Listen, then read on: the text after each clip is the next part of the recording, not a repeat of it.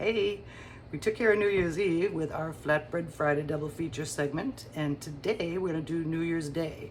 Now, turns out I was gonna make a eggs Benedict bread pudding slash strata for our New Year's Day brunch, but I used up all the English muffins on the Krabbies. So then I had to go to Plan B, and Plan B, I found a pie crust in my freezer.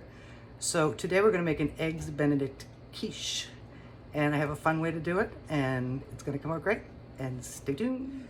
I make this mock hollandaise sauce, number one, because it's stable and you don't have to worry about it curdling on you or anything, and it tastes pretty much like hollandaise sauce, and that way you could just make it once, keep it in the refrigerator, and have eggs Benedict or whatever you want anytime you want, because that hollandaise is right there. And what it's made out of is equal parts mayonnaise,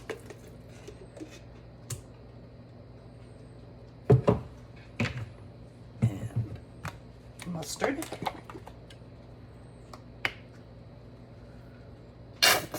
down in there, you, and lemon juice,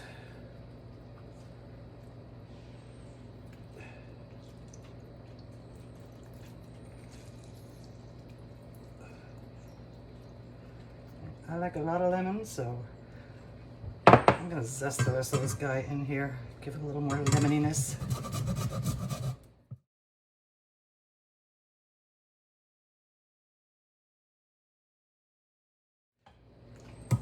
I'm gonna toss the ham with this mock hollandaise sauce. We also want to add just a little pinch of salt and a tiny little shake of cayenne pepper. Oh, I'm gonna do it that way.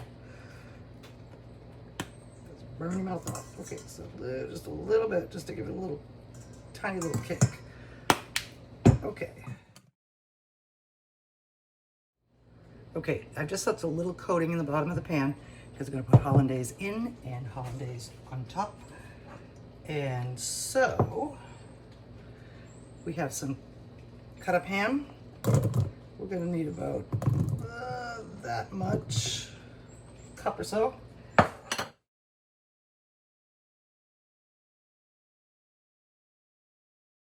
So I have a pie crust already on a baking sheet, ready to go. Pull out our butter scraper so we can get all this hollandaise flavor down into our quiche.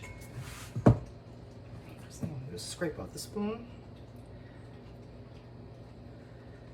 Get that guy all in there.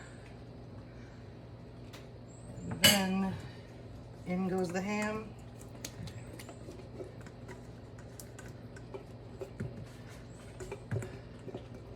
And as much of that hollandaise as you can get,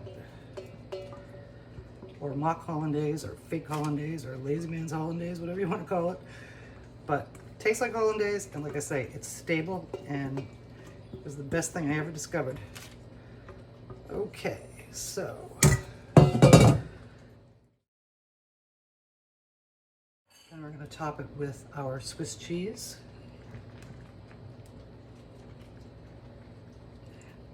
Eggs Benedict does not have cheese, but quiche does, so that's why we're doing it. And the next thing, we're going to mix up our egg and milk mixture and pour it in there. All right, so we get 5 eggs. And my equation for quiche is 1/2 cup of milk for every egg. So we have 5 eggs. We're going to use 2.5 cups of milk. I don't have any half and half, so we're going to make some. So we're going to add a cup of milk and a cup of heavy cream.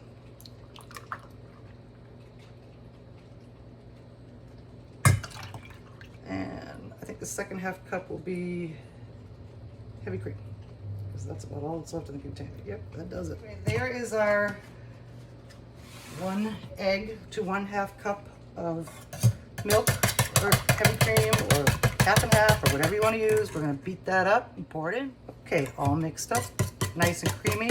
And I had thought while I was beating these eggs, I have some spinach in the fridge, so we're going to make a Quiche Benedict Florentine. Before we put our spinach in, we're going to season this bad boy with some salt. You don't need a whole lot because this country ham that's down here is very salty.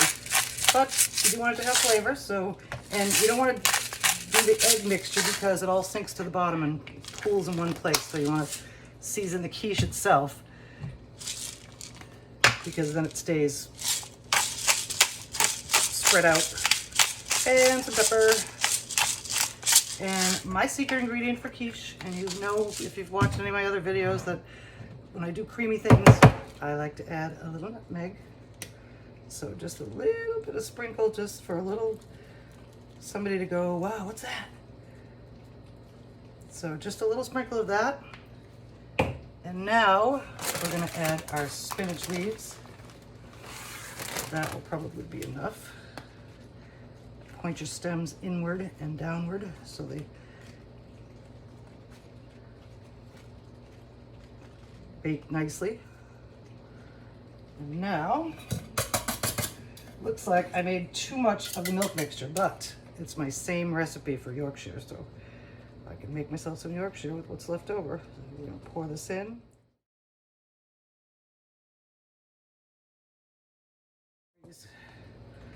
All right, we're gonna just press that in a little bit more.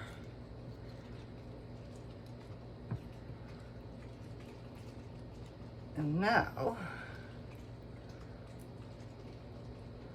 we are ready to go in the oven. Okay, we're getting there. I wanted to show you something first. And the way you can tell that your quiche is done is by giving it a shake. And you can see, not too much of jiggle going on here. It's just a little bit still. So I'm gonna leave this in for about 10 more minutes. But as you can see, it's starting to get nicely browned. I hope you can see it. I'm not looking where I am, but we still got some jiggles. So we're gonna put it back in. And we'll be back in a minute. And there she is, browned and puffed and no jiggles. It's a little jiggly, but if it all moves together, then it's done. So we're gonna let this rest for a little bit before we cut it. And we'll see what the inside looks like, and we'll see what it tastes like. And we're gonna, like I said, we're gonna serve it with some hollandaise sauce over to get that spinach got a little brown. Now, if you want to, you could stick a knife in here, and if it comes out clean, then it's done too. But I like the shake method, so let's cut it. Okay, we're gonna attempt to cut this. If you open the right drawer, it's still a little warm, so it might be kind of a mess. But I want to show you what it looks like, and I want to see what it looks like because I've never done this before, even though I've made a million quiches in my career. When I worked at Foodies, we used to sell quiche like crazy. Christmas Eve, oh my gosh, hundreds. So it's a good thing I had a very efficient staff to help me out with that. All right, let's see if we can get this guy out of here without making a big mess.